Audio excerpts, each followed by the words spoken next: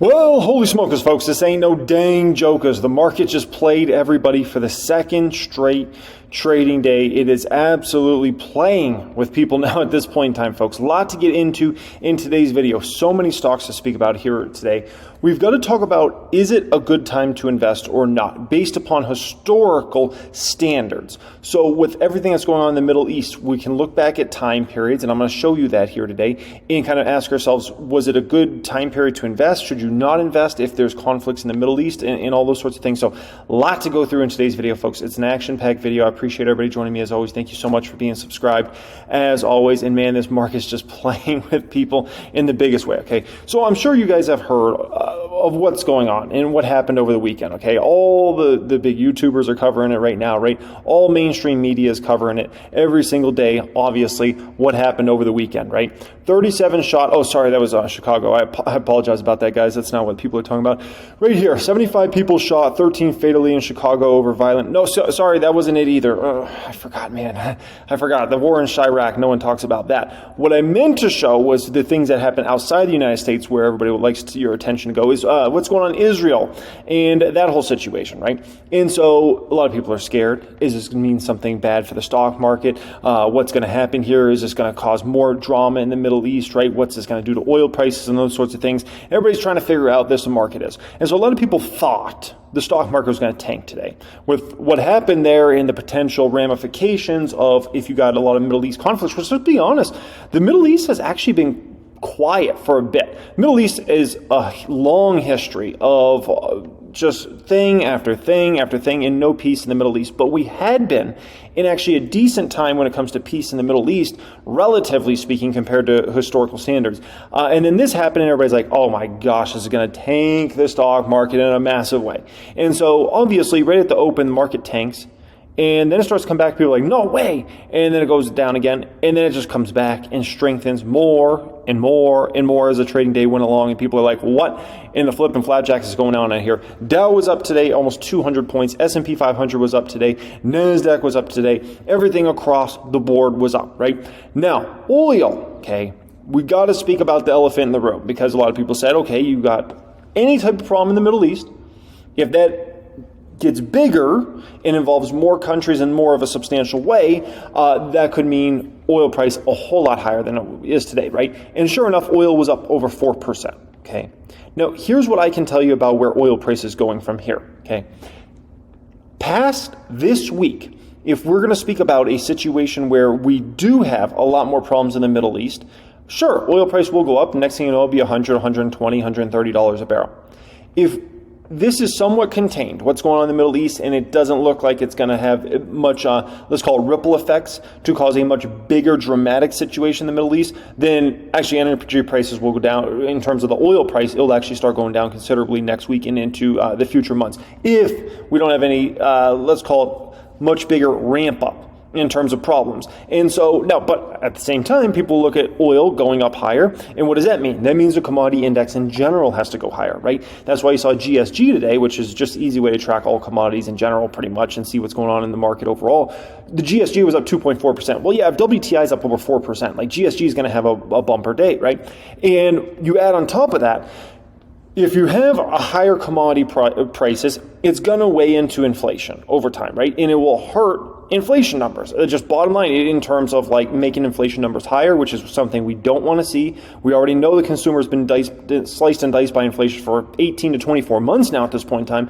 We need inflation not even be a subject in 2024. But if you were to speak about a scenario where commodities goes much higher, then we are going to speak about an inflation rate that is much higher, right? And if we're going to speak about, because you got to understand, like gas prices going up, for instance, right?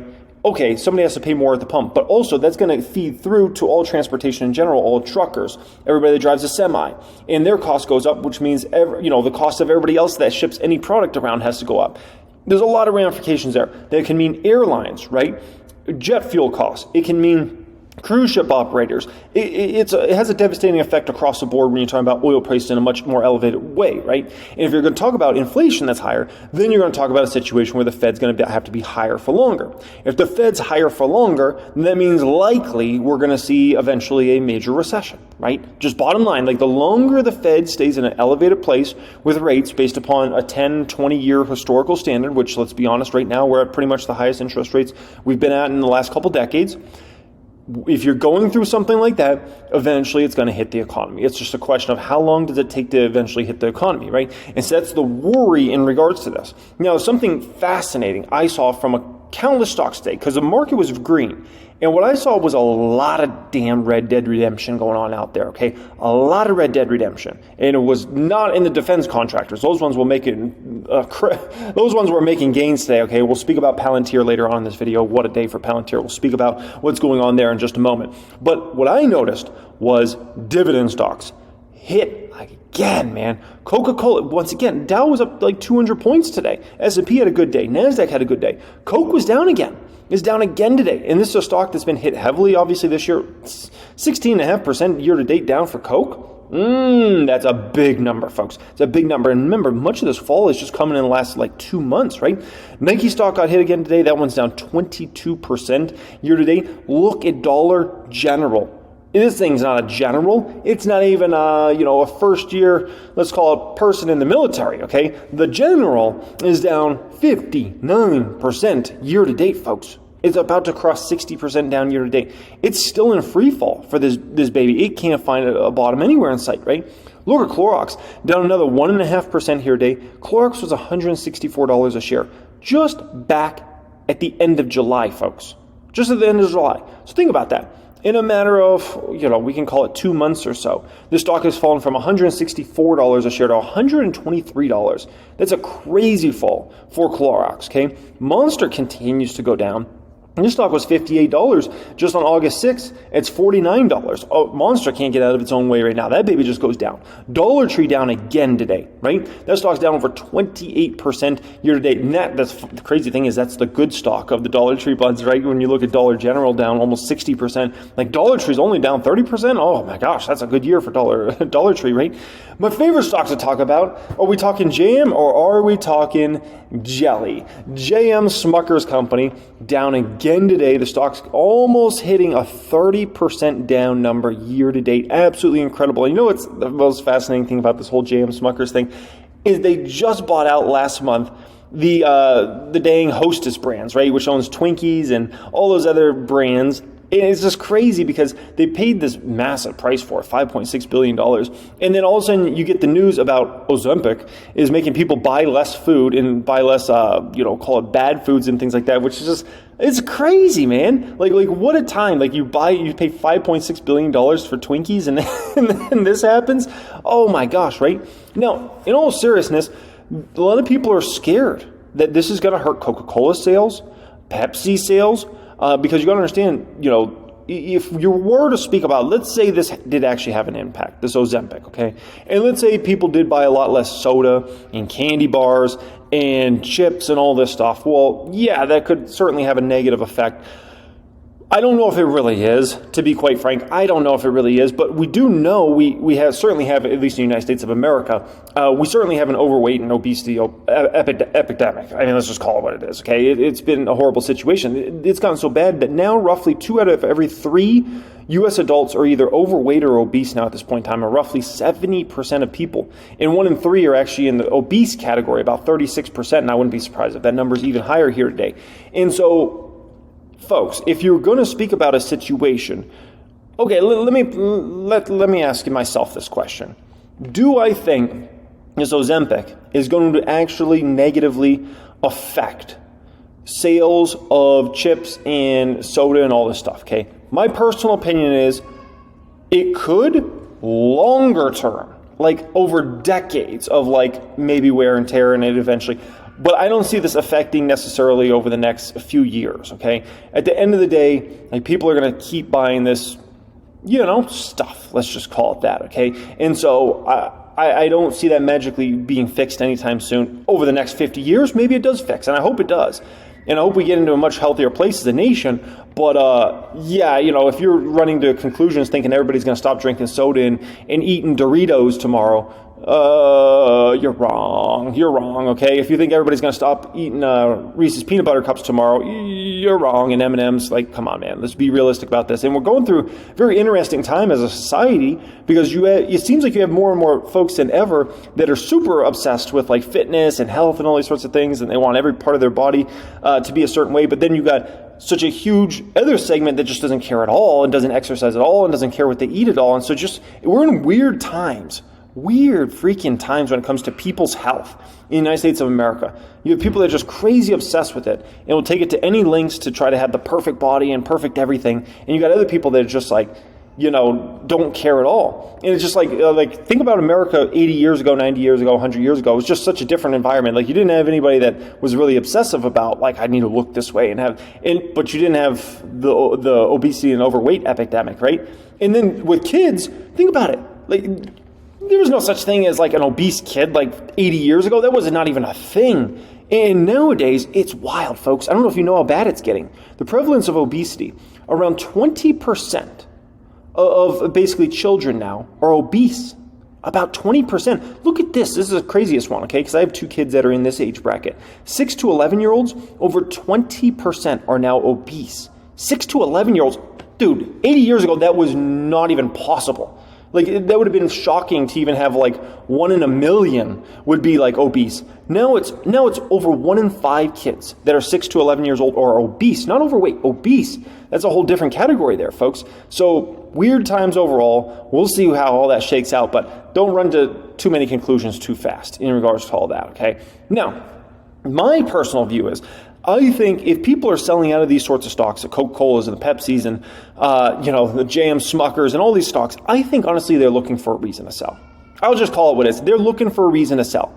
Because at the end of the day, like I said, this stuff is not going to have ramifications for short-term numbers for these companies. Maybe in 20 years, it's a whole different situation, but not today. If you're selling out of these stocks, you're looking for a reason to sell. Bottom line, bottom dang line in regards to that. Now, I don't know if you guys knew this, but something very interesting happened today. I can't wait till tomorrow's trading day. Because what happened today, something that we haven't seen in a long, long time. The stock market was open. The bond market was closed. And we know what's dictating, honestly, stock prices more than anything right now. It is the bond market and what's going on with treasuries. Treasuries go up a bunch, stocks go down a bunch. Treasuries go down a bunch, stocks go up a bunch. It's a pretty simple game, at least in the past, many months here now at this point in time. But there was no algo at play really here today in regards to this whole situation, right? And so we don't even know what today's trading day could have been if the bond market was a factor. We really don't. Maybe it would have been a horrible day today if the bond market was open and we had treasuries moving all around. Maybe it would have been a much better day. Maybe it would have been up 500. We will never know. But the bond market is open tomorrow. And so we shall see, how all this gain trades out starting tomorrow. But man, folks, that's an interesting thing that I just think, everybody should be aware of. Palantir. What a day for Palantir. Stock was up over 6%. We almost crossed 100% gain on Palantir, okay? Now, in regards to Palantir, what we spoke about at the beginning of this video, the whole Israel situation, what might happen or might not happen in the Middle East, at the end of the day, this proves Alex Karp knows what he's talking about, okay? Alex Karp, you listen to this man over the last several years. He says we're going into a much more dangerous world. We're going to have many more conflicts over the next decade than we had over the last decade. And that ultimately is definitely a benefit to Palantir's business model when it comes to their government contracts. Because Palantir is very much a need if you are military. At the end of the day, we got folks in the private stock group that were in the military and are very familiar with Palantir's products, right? And at the end of the day, folks, Palantir's going to be putting together a lot of big deals. If you want to win your conflicts or wars or whatever we want to call these things that are going on, okay, you're going to need Palantir. And if you don't have Palantir on your side, then, let's just call it, you're not going to be in as strong of a position. And so Palantir is this amazing commercial side of their business, right, which is, growing quite rapidly, and I think will grow much more rapidly over the next few years, and with AIP and everything there. But then you still got the historic business on the government side and the military side that with all these conflicts, that business is going to be boosted up in a bigger way than ever before, right? Let's not forget, the more conflicts we have, the U.S. military alone, just talk about the U.S. The U.S. loves to freaking spend on the military, okay? Ridiculous amounts of money. If you're talking about more conflicts, the spending is not going down, folks. It's going up, and it's going to go up substantially. And at the end of the day, more of that substantial increase is going to make its way into the pockets of Palantir. This is also why you saw stock like Northrop Grumman up, 10%, 11% today? Look at the defense contractors today, folks. Those stocks were up 7, 8, 9, 10%. Pull up a heat map of those stocks. You'll see exactly what I was talking about. And so, just keep in mind when it comes to any of this conflict, anything that gets worse is a benefit to Palantir in the end. Anything where budgets go up, spend goes up, it benefits Palantir, and a lot of that money will end up making its way into Palantir's pockets. It just will, okay? Now, Meta, here's what's going on with Meta. It's crazy how fast things can change in the stock market, okay? This stock was up today more than the stock market in general, right? We were up over $5,000 in the stock here today. We're now at a $350,000 gain on Meta stock in the public count. And it's just so funny. The Wall Street cracks me up, man. Meta is now known, and I watch so much CNBC in a day and Bloomberg, it's ridiculous. And all they have is Wall Streeters go on there all the time, Wall Street analysts, fund managers, all these folks, okay? Meta is now seen as arguably the most quality stock in the stock market. How fast can things change? Last year, they couldn't sell that stock fast enough. And now I listen to these guys, and when they speak about Meta, they speak about it in the most quality position possible in the stock they want to be in. And most of these folks are even talking about they want to be in Meta over Apple and some of these other stocks and Nvidia. And it's like, wow, when you're trying to take in the mantle from those guys in terms of what's seen as quality and where Wall Street wants to be, what a change, man. You got to ask yourself this. What has really changed that much in regards to Meta's business model? Just since last year at this time when Meta was $100 or whatever it was, right?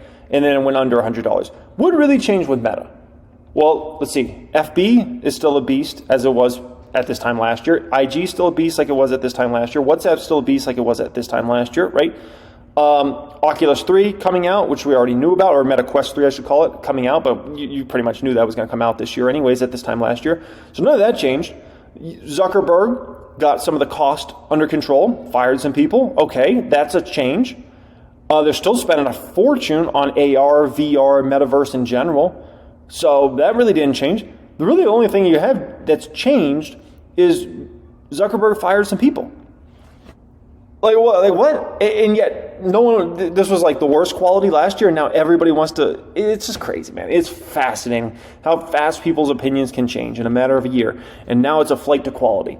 And, if the market goes up, everybody wants to be in Meta stock more than ever. If the market goes down, people want to be there. It's a flight to quality. It's got the balance sheet, it's got this, got that. Whew, things change fast, folks, okay? Speaking about things change fast, Fubo. So Fubo stock's weakening a little bit here recently. A lot of people want to know kind of my opinion. It's had a pretty good year, up about 34% year to date, right? When it comes to Fubo, they just had the best September, it looks like, in terms of Google Trends data in the history of the company.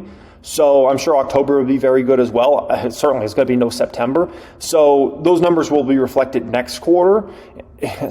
I don't know, man. I think they're going to come out and report some freaking phenomenal subscriber numbers, some phenomenal revenue guidance. I think everything in their business model is going much better than management expected, than Wall Street expected. And I think this one's going to get on a lot of more people's radars in 2024. And I think they're going to continue to cut down those losses in a massive way. We'll see how it all plays out. But looking pretty good in regards to that one, even if the stock price has weakened a little bit here recently. Okay. No, I don't know if you guys have seen this. Fannie Mae survey shows pessimism in the housing market hit a new high in September. This just came out today.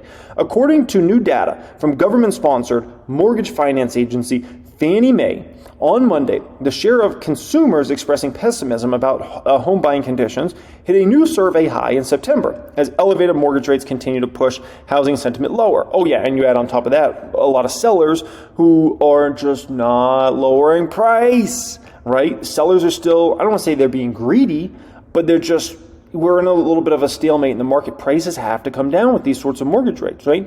But you know what worries me the most about this whole housing market And this whole, what I'm worrying is going to build into a house of cards over this next 12 to 36 months here.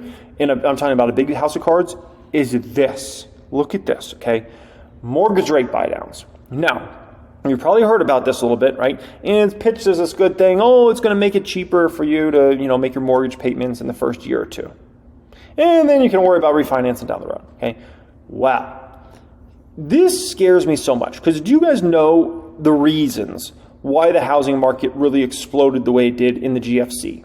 And why you saw some markets, including the market I live in, Las Vegas. Las Vegas in the great financial crisis, the market fell 50% for real estate. Phoenix, Arizona, where I was living at that time, like 50% declines. Like, why did that happen? Well, we had this massive bubble, and part of the bubble was these balloon mortgages, okay? Where you would have basically this like teaser rate at the beginning, and it was all great, and you could afford that house, and you could afford that mortgage. But then the balloon hit, and then your payments went way up. I know people personally that got hit by that and had to go through short sales, foreclosures, whatever. And suddenly they went into a weaker economy, and all of a sudden you had this mortgage that was a lot higher, and potentially you were getting your hours cut, or you got your job lost, you weren't making as much money, and suddenly your mortgage payment was much higher. And we know how close people cut it many times in regards to their mortgages. And it devastated. The market never would have gotten hit the way it got hit without those damn balloon mortgages. I can tell you that much. That added so much more fuel to the fire to make it so much worse than it had to really be. But we're doing basically we're just doing a little altered version of the balloon mortgages, the variable rate mortgages. We're just doing a little varied version now at this point in time. It's all not good, folks. It's all spells problems long term. And maybe it helps out the numbers short term, but I can tell you this is not going to be good for us long term. It might help out this year and next year. I'm telling you, the more people that are going to do this, the more worried you need to be about the state of the housing market over this next few years, okay? Because look at this, right? Let me give an example here on Rocket. By the way, really mortgage rates are like 7.5+% right now. But anyways, an example they give here is a 1.0, a buy down, essentially, right? With the first year, your mortgage payment is $23.98.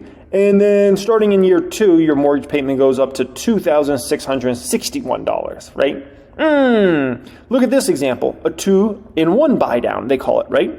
So there's a situation which, by the way, they give interest rates here of 3, 4, and 5. Okay, yeah, Rocket Mortgage, nice trick, okay? This would be 5.5%, 6.5%, 7.5%, if not 5.7, 6.7, 7.7. But anyways, okay, so look at this. Year 1, your mortgage payment is $1,686.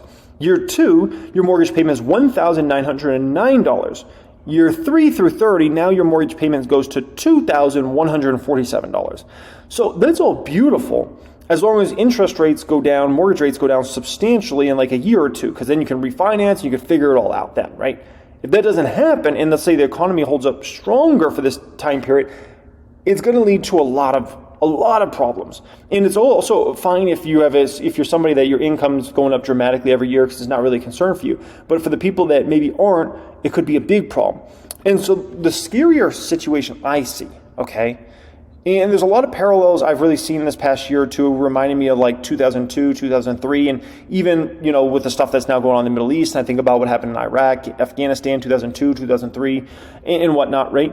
And there's just so many parallels across the board, and kind of tech stocks falling, kind of like they did in the tech bubble last year, right? So the thing that worries me is actually, let's say the economy holds up in 24. Let's say we don't get that big recession everybody's talking about. Economy holds up in 24. It's a decent year in the economy. Let's say 25 is a decent year in the economy, but let's say 25 is kind of starting to really stagnate. The Fed lags are really catching up, and we got a stagnation in the economy overall. We got like no growth, basically. We're not into some sort of disaster. But what worries me is all these people doing mortgage buy downs this year, 23. People doing, and some were doing it last year, but I think it's just a much bigger, let's call it known thing this year. 24, a bunch more people do mortgage rate buy downs, right? 25 people do it as well. And then let's say we have some sort of scenario where an actual big recession hits in 26 and people's income goes down dramatically, right? And simultaneously, you got job losses and everything like that, kind of similar to how you had the great financial crisis. Imagine what that would do to home prices in that sort of situation. Imagine the sort of short sale numbers and it would be ugly. It'd be ugly. I don't know if it'd be as ugly as a great financial crisis and some markets dropping 30, 40, 50%, but I can tell you it wouldn't be good. And you would see prices drop substantially and probably be in a lower place for several years to go in the future. And then everybody's going to say, oh, these mortgage rate buy downs, what a bad idea. This was such a horrible idea. Who thought of this, okay? And you'll be like after the fact. No different than the balloon mortgages and the variable rate stuff they were doing back to prior to the great financial crisis. No one blinked an eye. And they made it all sound so good until it went boom, and then all of a sudden everybody paid attention to it, right? These are the type of things I consider and I think about. So, I mean, the best case scenario is we just get the recession out of the way in 24. This whole mortgage rate buy downs and all this crap goes away, and people become much more conservative with kind of their decision making. Maybe you get interest rates down so people don't have to really consider these mortgage rate buy downs. But I don't know, folks. I'm concerned that the longer the economy stays in a better place, the more people are going to do this, and the more potential long-term devastation it will have in the housing market and to the overall economy, okay? Something I'm just concerning. Now, a lot of people are wondering, all right, we got the Middle East stuff going on. We obviously have Russia-Ukraine. Is it even a good time to invest if you have potential war-type situations? Well, here's what history will tell us, okay? So this is stocks during war. The 10 years of stock market returns following the breakout of U.S.-involved wars, right? You got the Gulf War, Korean War, Vietnam, Iraq, Bay of Pigs, you got World War II here, right? And the returns were 108%, 108%, 117%, 184%, 372%, and 461%. Doesn't matter. It doesn't freaking matter. At the end of the day, this is a great, I believe O-Man posted this up in the private group, right? Warren Buffett. This is a famous quote from him from, many years ago. He said, in the 20th century, the United States endured two world wars, folks, okay? And one where we almost potentially could have lost it, right? Some people will say that at least. And other traumatic and expensive military conflicts, damn right. The Depression, a dozen or so recessions, and financial panics, and there were several financial panics, oil shocks, obviously health events, right? And the resignation of a disgraced president. Yet the Dow rose from 66 to 11,497, right? So you got to keep in mind here, folks, in regards to all this stuff, it's all just like crap to get you to sell, okay? In the end, it really doesn't mean much. All this stuff, at the end of the day, it's going to be here, and then we're going to move on, we're going to move past it, stock market's going to do its thing, everybody's going to freak out about it, and they're going to think, oh my gosh, we've never gone through this before. Yes, we have gone through this before. We've gone through probably a lot worse stuff than this before. And we're going to go through more stuff in the future. At the end of the day, as an investor, you have to continue to invest, regardless of whatever crap is going on, because there's always going to be a lot of crap going on, okay? The Middle East is been filled with, since way before the stock market was around, of conflicts and problems. And I can tell you it's always going to be like that. I don't see a way it's never in a situation where there's not problems. I hope someday there is. I hope there's peace, but I'll be honest, at some point in time, you just have to be realistic and say, I don't think that will ever be necessarily a good situation, right? It's always going to be drama over there. Sometimes there's going to be more drama and sometimes it's going to be less drama, but I think it's always going to be something, right? And so the way I kind of think about this, right? Think about the public count for a moment, right? Which is the count I built in the private stock group over the past 6 years or so. And this portfolio is now $1.7 million. Think about all the freaking crap this account's had to go through just in the past 6 years. Now imagine in 16 years, all the crap it'll have to go through. Imagine in 20 years, all the crap. It had to go through tariffs. It had to go through trade wars. And I understand some people that might be newer to the market watching this, you're like, what the heck was the tariffs and what was the trade war? I don't even want to explain all that crap to you, okay? People that have been in this market for a while, you know what I'm talking about, okay? We had to go through the tariffs. We had to go through the trade war, right? We had the late 2018 drama in the market that, Fed started raising rates, market freaked out over that, S&P 500 went down massively, NASDAQ stocks got wrecked late 2018. We had to go through Rona in 2020, obviously, once in a 100-year pandy. We had 1970s style inflation we've had to deal with recently, literally the highest inflation since the 70s. We, even myself, I had several bad decisions I made in 2021 and several bad stocks that this portfolio had to go through and big losses I had to take on several stocks, right? Russia, Ukraine, and countless government drama we've had to deal with over this past 6 years as I built this portfolio to $1.7 million. I can tell you it's always going to be a lot of BS, guys. It's always going to be a lot. And you just have to understand that's part of this game. And it's never going to not be like that. It's going to be a lot you're going to have to deal with. And as an investor, you just have to get over that anxiety, that fear of like, this could happen, that could happen. Oh my gosh, this just happened. I can't believe this. Just understand whatever we're going through, we've seen worse. We've seen worse. And so let that sink in for a moment, folks, okay? You got to get out there. You got to get investing. You got to know what you're doing and take advantage and start building. And the rest will be the rest. The rest will be the rest. If any of this stuff actually causes the market to go down, it's just a huge buying opportunity of your lifetime, folks, okay? And speaking about buying opportunities, there's a lot of those freaking buying opportunities right now. Dividends, value stocks, all over this place. And with potential tax loss selling in the, toward the end of this year, I can tell you a lot of these dividend stocks and value stocks are just going to be licking my fingers, man. Just absolute beauty, okay? If you're ready to take your investing game up to the next level, make sure you apply to join my private group. You get access to Financial Fortress, which is all my courses, teaches you everything you want to know. I know a lot of people don't know about financial statements, teach you everything you want to know there, valuations, understanding if you're getting a good deal on a stock versus a bad deal. Plus, you get to be with like-minded investors, which where else are you going to get that? You're not going to get like-minded investors that are thinking long-term, building out their portfolios, focused on scaling to 100K in their account, 500K, a million, 2 million, 5 million, 10 million, right? We have that. We have the best of the best investors in there that are focused on this stuff long-term. And, I'm privileged to obviously lead the group. So if you want to apply to join us in there, check out the pinned comment down there, okay? And apply and get in there and let's get building, man. Because at the end of the day, you're going to have all this crap that goes on. At the end of the day, focus on growth, man. Growth, and the rest will be what the rest is going to be. Much love, and have a great day.